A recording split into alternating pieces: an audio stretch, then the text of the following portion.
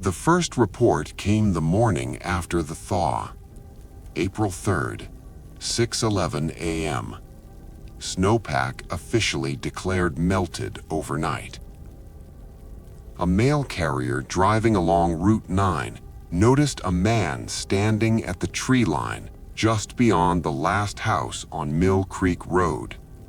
He wasn't walking, wasn't waving, wasn't doing anything at all. He was simply standing, facing the town. The mail carrier assumed he was a hunter, but something felt wrong. The man wasn't dressed for the season. Heavy winter coat, dark boots, no hat. His hands hung at his sides. His posture was rigid, as if placed there. By noon, 3 more residents reported the same figure, always at the edge of the forest, always in the same spot, always looking toward the houses, never blinking, never shifting weight. At 2:42 p.m., Deputy Collins approached the man on foot. Body cam footage recovered. The man did not react to the sound of boots in mud, did not acknowledge his name being called. Deputy Collins circled him cautiously. The man's eyes were open, clear, focused, but not tracking movement. When the deputy stepped directly into his line of sight, the man's lips moved. No sound came out, just the shape of a word, repeated, slowly. The deputy asked for identification. No response. He reached out to touch the man's shoulder. The footage glitched. 7 seconds of distortion.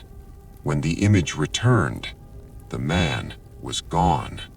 No footprints leading away, only wet soil where he had stood, cold to the touch.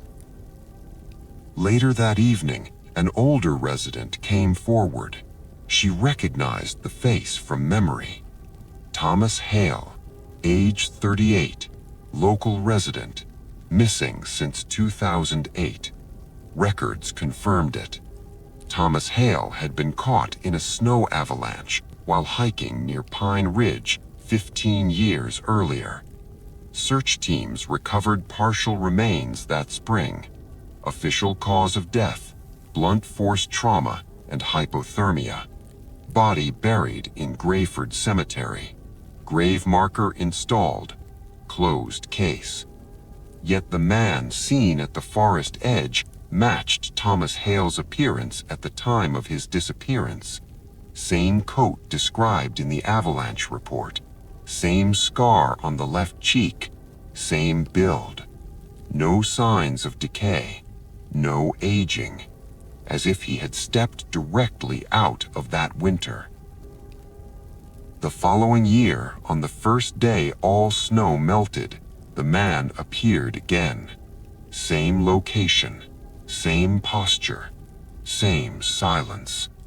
This time, cameras were ready. Multiple angles, drone footage, thermal imaging. Thermal scan showed no body heat. Temperature reading, 31 degrees Fahrenheit. Ambient air temperature, 57 degrees Fahrenheit. He did not cast a proper shadow. It lagged half a second behind him. At exactly 6:11 a.m., precisely 1 year after the first recorded sighting, he turned his head, not toward the town, toward the cemetery. He held the position for 9 seconds, then faced forward again. Authorities made a decision. Thomas Hale's grave was exhumed. April 7th.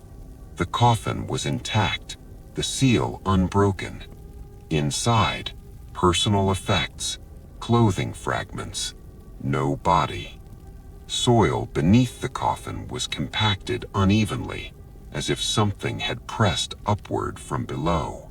By the 3rd spring, residents had stopped calling police. They simply watched. Children were told not to go near the tree line. At 6:11 a.m., like clockwork, he would appear, stand, observe, wait. On year 3, something changed. At 6:14 a.m., a young boy stepped onto his porch and waved at him. Witnesses report the man's expression shifted, not dramatically, but slightly. The corners of his mouth twitched upward. At 6:15 a.m., he raised one hand, slowly, deliberately, and pointed toward the forest. The boy later told his parents, "He wants someone to come back."